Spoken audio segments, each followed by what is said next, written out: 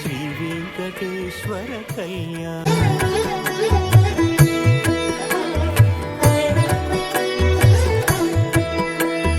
లగ్నమునంది మనసు లగ్నమయేట్టుగా చేకట్టయ్యా ఇదిగో నీ దీక్షా కంకణం.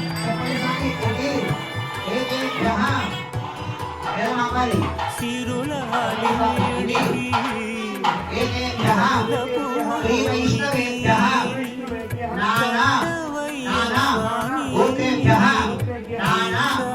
కంకణం అది ఏ పెండికి అంకురార్పణం. కమనీయం కడు రమణీయం శ్రీ వెంకటేశ్వర కళ్యాణం.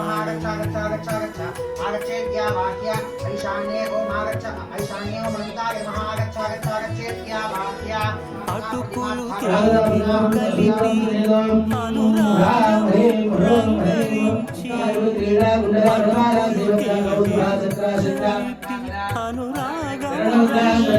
అనురాగరించి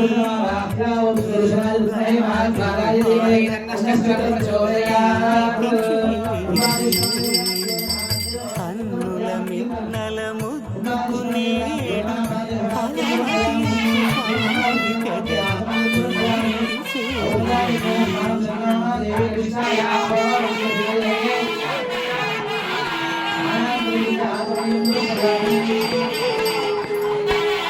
రెండు నిండు చందమామలు ఎదుట స్వామి పుంగమందు పొంగెను ఉల్లాసపు సంద్రం. తాళలేని తహతహలు తలపు దాటి తొంగి చూడ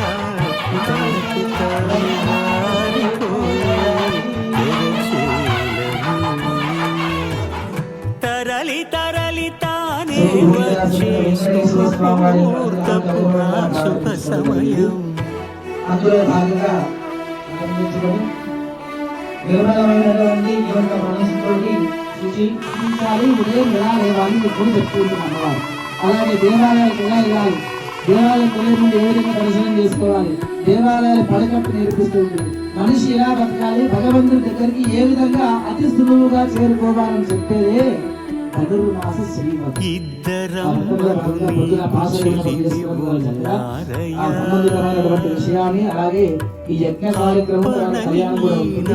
ఆ విషయాన్ని మనం తెలియజేస్తూ ఉంటారు. లక్ష్మీ వెంకటరమణ గోవింద. లోకాల కప్పడగు వెంకటాద్రీషుడా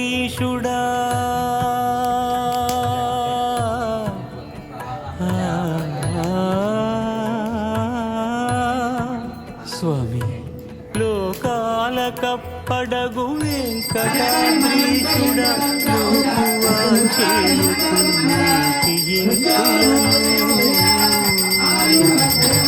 సృష్టి రక్షణలోని దృష్టి సాగించక సకులను కూడా చూడవయ్యా.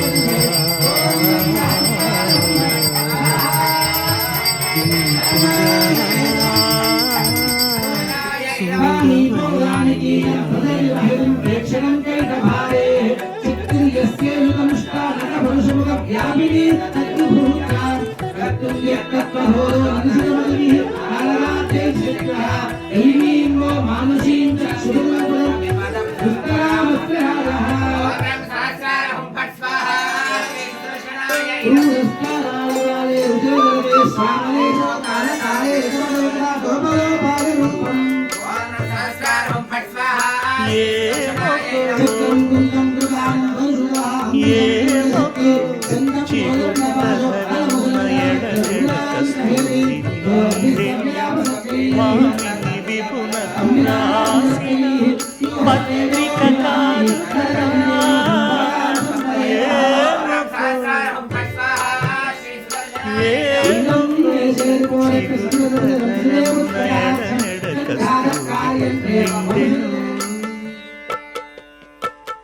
కలికి చకోరాక్షికి కడకన్నులు కెంపై తోచిన చెలువం విప్పుడిదే చింతింపరి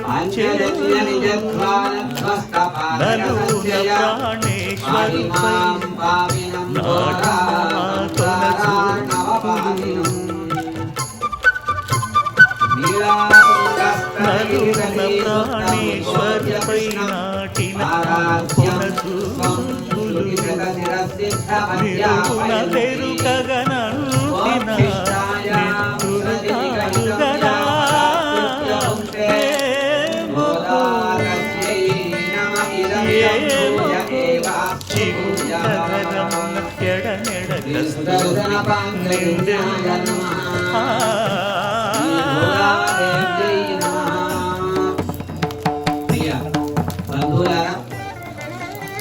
ఒక పండగలో మరొక పండుగ వస్తే మరింత ఆనందం.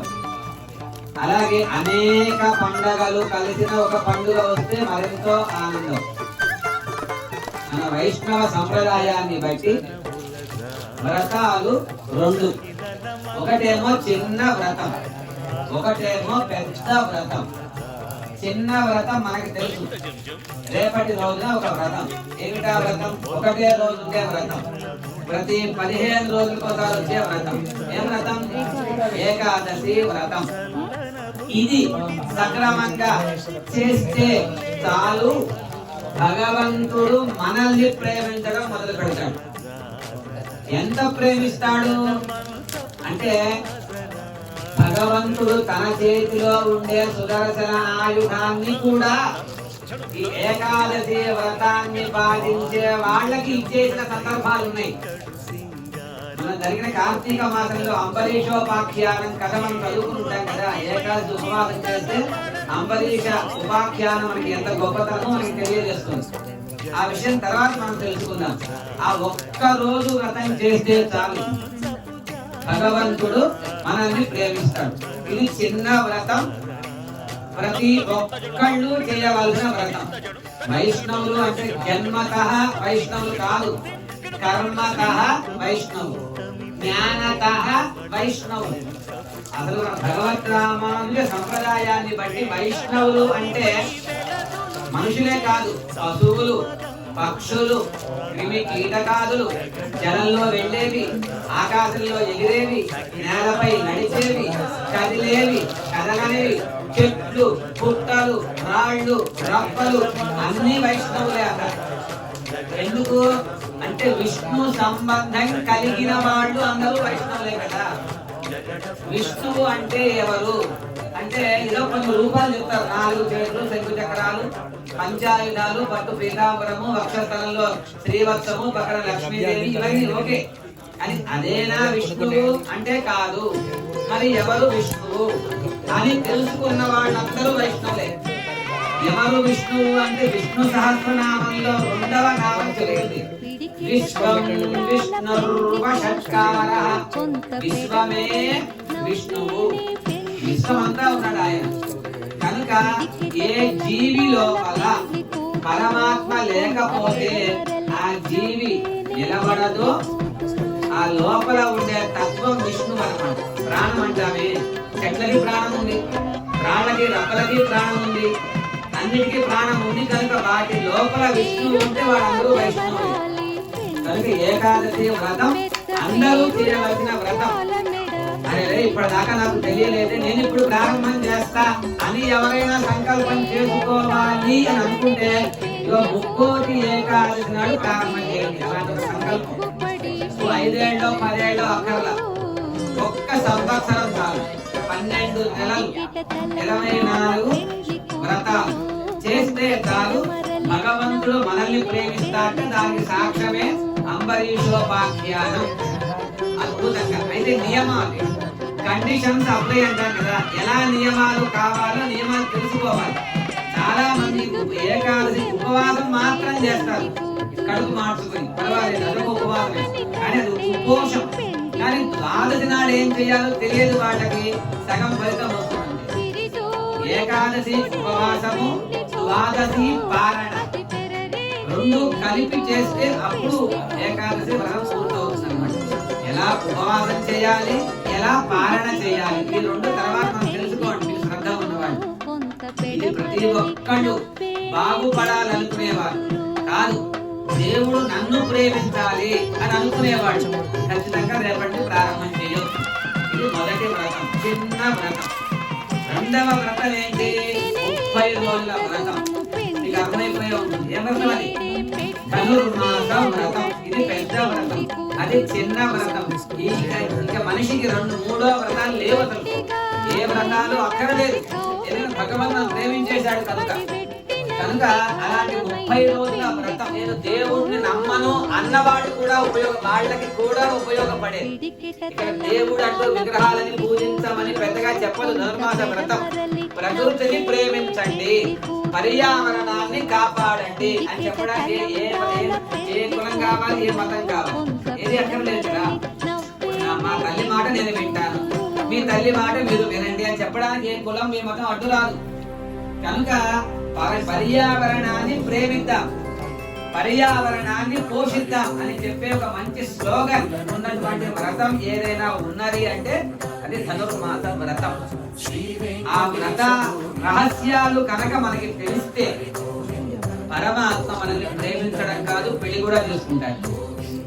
ఎందుకు పెళ్లి చేసుకుంటాడంటే ప్రేమించడం, చాలా మందిని ప్రేమిస్తాం చిన్నప్పటి నుంచి, ప్రతి వాళ్ళని ప్రేమిస్తూనే ఉంటాం. ప్రేమ అనే పదానికి అనేక అర్థాలు ఉన్నాయి, దానికి చెడ్డ ఆలోచన తీసుకోవద్దు. ప్రేమ అంటే ఇష్టపడడం.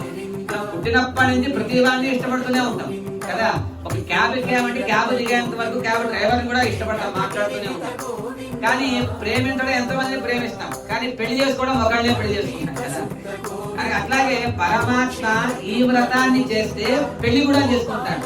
ఏమిటంటే సాక్ష్యం, ఇగో గోదాదేవి చరిత్ర సాక్ష్యం. ఇదేదో పుక్కిట పురాణం కాదు, కల్పిత కథ కాదు. మనం ఉన్న ఈ కలియుగంలో ఒక 5113 సంవత్సరాల క్రితం, సుమారుగా 5100 సంవత్సరాల క్రితం జరిగిన సంఘటనే గోదాదేవి చరిత్ర. ఆవిడ కూడా వ్రతం చేసి ముందు పరమాత్మను ప్రేమించింది, తరువాత పరమాత్మ చేత ప్రేమించబడింది.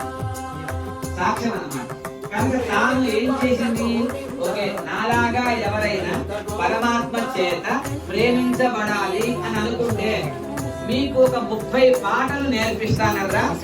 30 పాటల్లో మంచి మంచి సారం ఉంటుంది. ఆ పాట పాడితే చాలు, ఆ పాట మీ నోటికి వస్తే చాలు, పరమాత్మ కరిగిపోతాడు. అంతే. వెన్న ముద్ద పొయ్యి మీద పెడితే ఎలా కరిగిపోతుందో 30 పాటలు పద్ధతిగా ఎవరైతే నోటితో చూడకుండా చదువుతారో చాలు, మొత్తం పరమాత్మ మాట అయిపోతాడు, కట్టుబడతాడు. యశోదాదేవి చేత రోటికి కట్టబడ్డట్టుగా మనం కూడా పరమాత్మ ఇంట్లో కట్టేసేది తాడేసుకుని. కానీ 30 పాటలు రావాలి. పాటలు అందరికీ వస్తాయి. ఇవాళ రేపు చిన్న చిన్న పిల్లలకు కూడా పాటలు వస్తున్నాయి. కానీ ఇతర పాటలు కాదు, చిన్న చిన్న సినిమా పాటలు కాదు, ప్రేమించే పాటలు, పరమాత్మ మనల్ని ప్రేమించే పాటలు. ఈ లోకంలో ఉండే పాటలు ఎవరో రాసింది, ఏదో ఒక వ్యక్తికి తాత్కాలికంగా ఆనందింపచేసే పాటలు అవైతే ఇవి పరమాత్మకి ఇష్టమైన పాటలు. ఈ పాటలు అవి వాటినే పాసురాలు అన్నారు. ఇందులో సారము ఉంది, అర్థము ఉంది, అంతరార్థము ఉంది, విశేషార్థము ఉంది, ఎన్నో రకాల రహస్యార్థాలు ఉన్నాయి ఇందులో. మీరు ఎంత లోతుకి వెళ్ళగలిగితే అంత ఆనందం ఉంటుంది ఒక్కొక్క పాటలు. కనుక అంత అందమైన పాటలో ఇవాళ 6వ రోజు మనం చేరుకున్నాం. భగవంతుణ్ణి ప్రేమించే వాళ్ళందరూ కూడా ఒకసారి చెక్ చేసుకోవాలి, మేము ఎక్కడ ఉన్నాం అంటే 30 మెట్లు అన్నమాట. ఈ 30 మెట్ల సోపానం అంటాం. మెట్లని ఏమంటారు? సోపాన మార్గము అంటాం. ఈ 30 మెట్ల సోపాన మార్గంలో మనం ఎక్కడ ఉన్నామో ఒకసారి పరిశీలించుకుంటే మళ్ళీ మిగిలిన మెట్లని ఎలా ఎక్కాలి అని మనం పరిశీలించుకోవడానికి అవకాశం ఉంటుంది అన్నమాట. అలాగే మనకి ఇవాళ 30 రోజుల ఒక అందమైన వ్రతం. ప్రతిరోజు వీటి అర్థాలు సహజంగా మనందరికీ తెలుస్తూనే ఉన్నాయి. పేపర్ల ద్వారా, మీడియాల ద్వారా, సోషల్ మీడియాలోను, యూట్యూబ్లోను, టీవీలలోను ఎక్కడ పడితే అక్కడ ప్రచారం చేస్తున్నారు, అభినందించాలి. కానీ ఈ ప్రచారానికే పరిమితమైపోయింది. మన గ్రూప్ లో మెసేజ్ వచ్చిందంటే పక్క వాళ్ళకి ఫార్వర్డ్ చేసామా, చేతులు చూసుకున్నామా, అయిపోయింది ఆ ఫార్వర్డ్ అంతే. ఏదో బాగున్నా లైక్ చేసామా, పెట్టుకున్నారా, అయిపోయింది అంతే. కానీ ఇదేదో వినే వ్రతం కాదు, ఇది ఆచరించే వ్రతం. ఇది మనకి మనం అప్లై చేసుకునే ఒక అందమైన వ్రతం. ఇలా బాగుపడాలి అనుకునే వాళ్ళకి కొన్ని ఆటంకాలు ఎదురవుతాయి, అవరోధాలు ఎదురవుతాయి, పరీక్షలు ఎదురవుతాయి. ఆ పరీక్షల్లో నెగ్గడం చాలా కష్టం.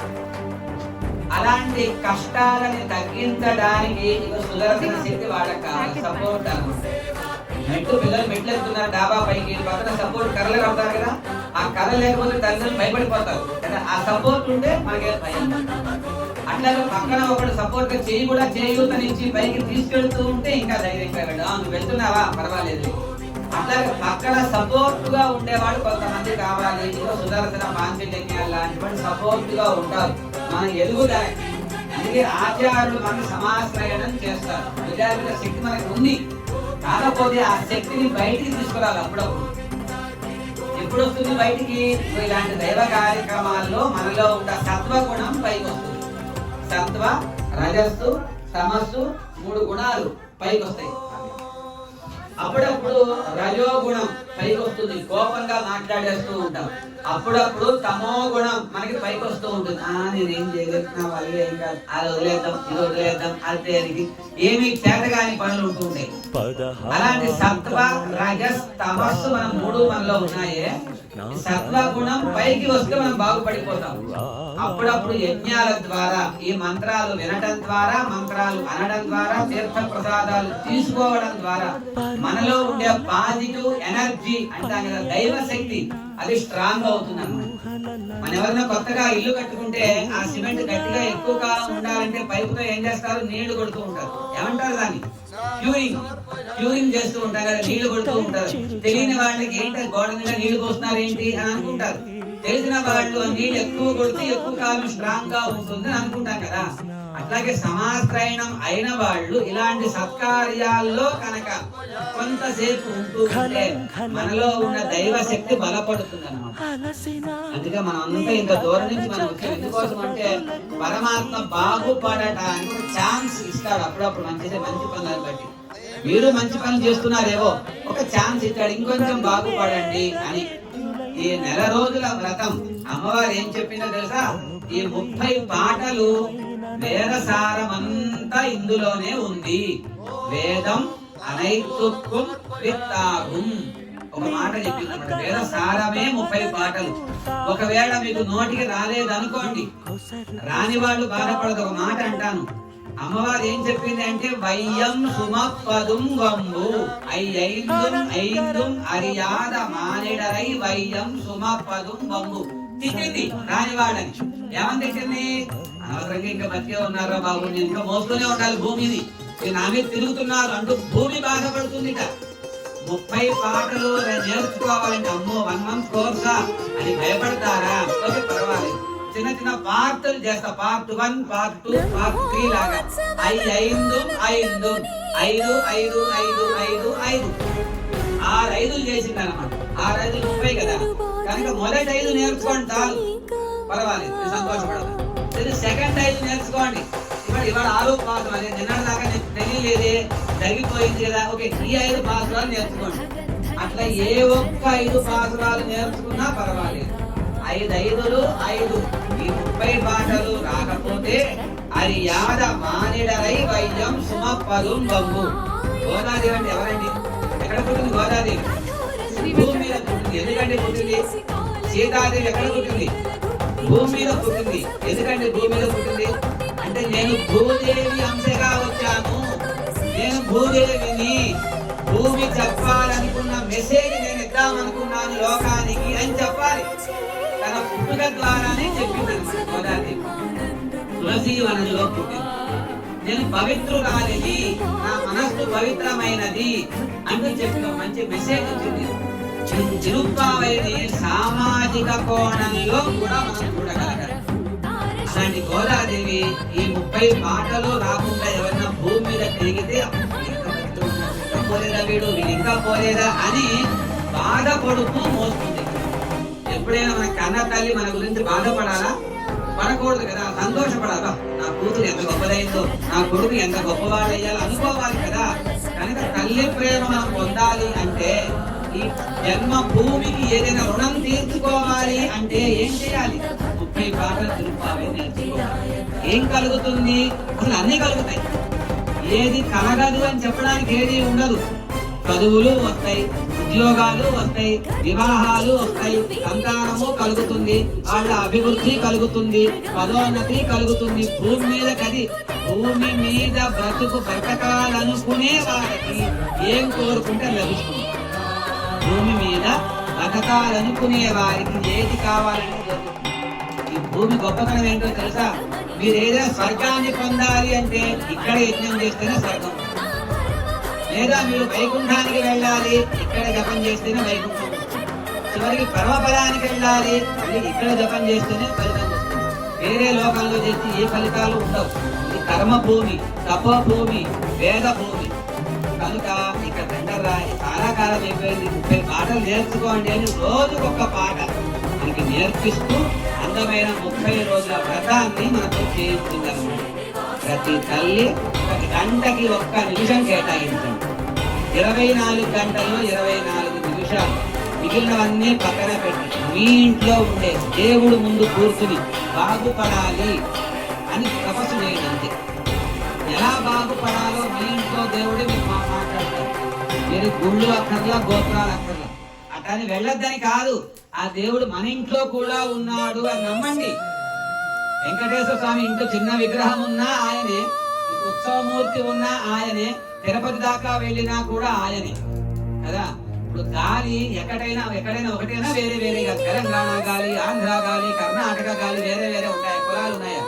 నీళ్లు ఎక్కడైనా ఒకటే నీళ్లుగా, భూమి ఎక్కడైనా ఒకటే, గాలి ఎక్కడైనా ఒకటే. భూమి, నీరు, నిప్పు, గాలి, ఆకాశం, ఈ పంచభూతాలు వాటి కులాలు లేవు, మతాలు లేవు, అందరికీ సమానమే. ఎలాగో దేవుడు కూడా అందరికీ సమానమే అని చెప్పింది మొదటి 5 పాసురాలు. కనుక ప్రతి ఒక్క రోజు 24 నిమిషాలు దీని మీద దృష్టి పెట్టగలిగితే ఈ సారం మళ్ళీ ఇవాళ కనుక ఈ ధనుర్మాసం మిస్ అయితే మళ్ళీ 360 రోజులు మనం ఎదురు చూడాలి. 365 రోజులు ఎదురు చూడాలి. ఈ వచ్చిన అవకాశాన్ని చేజార్చుకోకండి. ప్రతిరోజు 24 నిమిషాలు మీకు టైం ఉంది, మేము బాగుపడతాము అనుకుంటే చాలు. దేవుడి దగ్గర మొక్కుకోండి, స్వామి నాకు ఈ పాఠం చెప్పేవాడు ఎవరైనా ఉంటే పంపించు అంటే చాలు. పరమాత్మ పంపిస్తాడు మీ దగ్గర. మీరు పాఠశాలకి వెళ్ళక్కర్లా. పూర్వకాలం గురువులని ఆన్లైన్ ద్వారా వాళ్ళు రావక్కర్లా, మీరు వెళ్ళక్కర్లా, ఖర్చులు అక్కర్లేదు. ట్రాఫిక్ ఎక్కువైపోయింది కదా, రావడం కూడా కష్టం. ఇవాళ మా నోగో లక్ష్మీ నరసింహాచార్య గారు గురువు గారు మీరు రావాలి అన్నారు. రావడానికి 1 గంటన్నర, వెళ్ళడానికి 1 గంటన్నర. ఇక్కడ ఉండేది 1 గంటన్నర. చూస్తే ట్రాఫిక్ టైం అది కష్టం కదా, రావడం శ్రమ. అట్లా మీరు బాగుపడాలి అని అనుకుంటే, మంచి మంచి శ్లోకాలు నేర్చుకోవాలని అనుకుంటే రోజుకొక్క పాట, రోజుకొక్క పాసురం నేర్చుకోవడానికి 24 మినిట్స్ చాలు. మిగిలినంతా మీ లైఫ్ టైం కోసం కేటాయించేసేయండి. ఇది ఇంట్లో ఉండే అత్తమ్మ నేర్చుకోవాలి, కోడలు నేర్చుకోవాలి, మామగారు నేర్చుకోవాలి, అల్లుడు నేర్చుకోవాలి, తాత, మనవడు, మనవరాలు అందరూ కలిసి నేర్చుకోవాలి. కనుకనే ఇలాంటి మంచి మంచి కార్యక్రమాలు జరిగేటప్పుడు అలాంటి వాళ్ళని కూడా దూరము అని చూడకుండా వచ్చి అందించే ప్రయత్నం చేస్తూ ఉన్నాం సారాన్ని. కనుక తప్పకుండా ఇలాంటి అరుదైన వ్రతాలు మన ధర్మంలో ఉన్నాయి, మన హిందూ ధర్మంలోనే ఉన్నాయి, ఈ దేశంలోనే ఉన్నాయి. వేరే దేశాలు చాలా మంది చదువుకోవడానికి విదేశాలకు వెళ్ళిపోతారు, కానీ ఋషులు మునులు అంతా కూడా అమెరికా వెళ్ళిపోలా, ఎక్కడెక్కడో పుట్టలా. మన తెలుగు రాష్ట్రాలు, మన ప్రాంతంలోనే, మన దేశంలోనే వాళ్ళందరూ పుట్టారు. ఆళ్వార్లు, గొప్ప గొప్ప మహానుభావులు అంతా కూడా. జ్ఞానభూమి కనుక శ్రీకరా శ్రీధరా కోటి కోటి దండాలయ కోనేటి రాయడా కోరుకున్న వారి కొంగు బంగారు దేవుడా పద్మనాభ హృషికేశ పద్మనాభ హృషికేశ పన్నగ శయన పరశు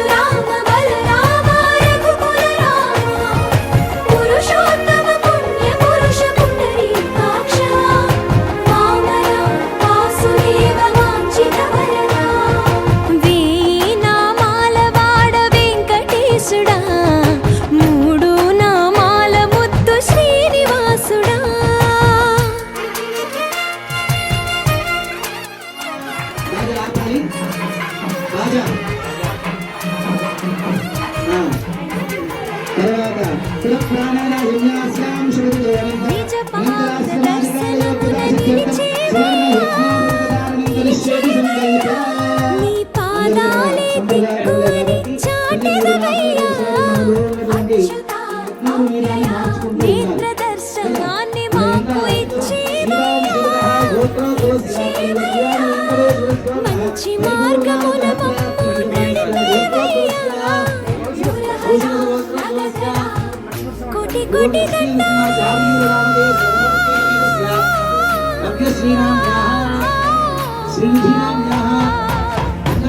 కోటి దండాలయ కోనేటి రాయడ కోరుకున్న వారి కొంగు బంగారు దేవుడా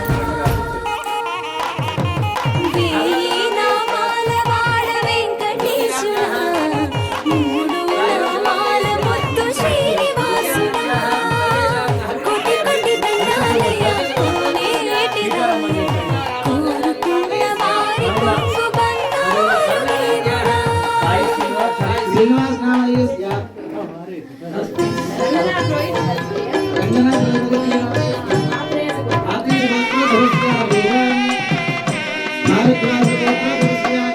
పిడికెట తలంబ్రాల పెండ్లి కూతురు కొంత పెడమరలి నవ్వేనే పెండ్లి కూతురు పిడికెట తలంబ్రాల పెండ్లి కూతురు కొంత పెడమరలి నవ్వేనే పెండ్లి కూతురు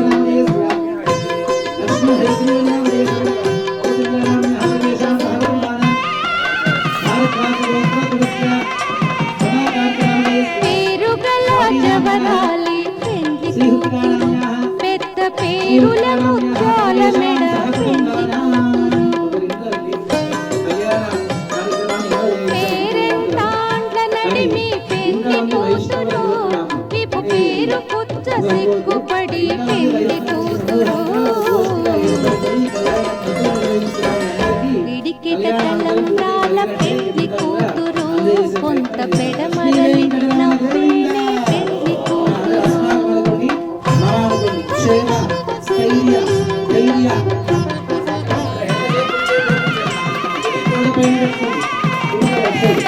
బిరుదు పెళ్ళెమ పెట్టే పెండ్లి కూతురు నెర బిరుదు మగని కంటే పెండ్లి కూతురు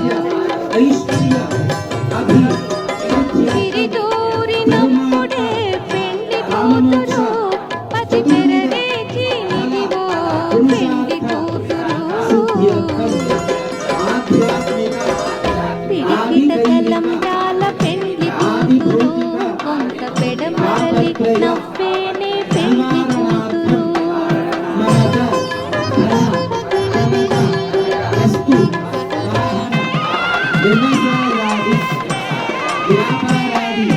పెట్టెనే పెద్ద తురుము పెండ్లి కూతురు నేడే పెట్టెడు చీరలు కట్టి పెండ్లి కూతురు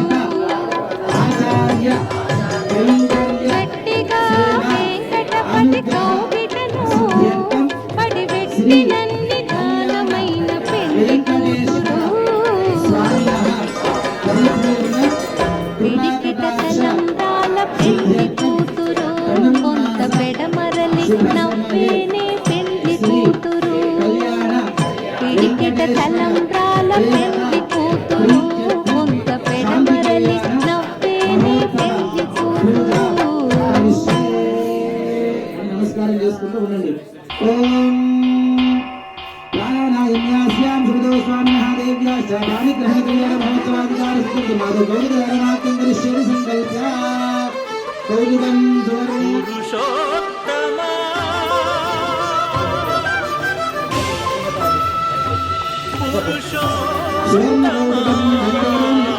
ఓం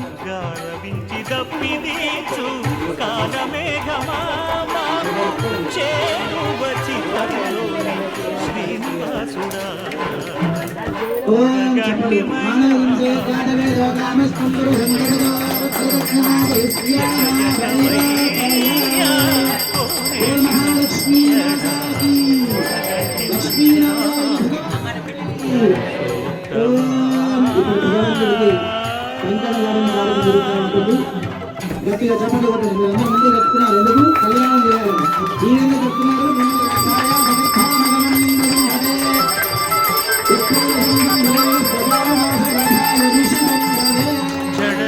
ఉభయ దేవేరులకు చక్కగా పెంచనాలు కడుతున్నారు. చక్కగా ఆ ఉభయ దేవేరులు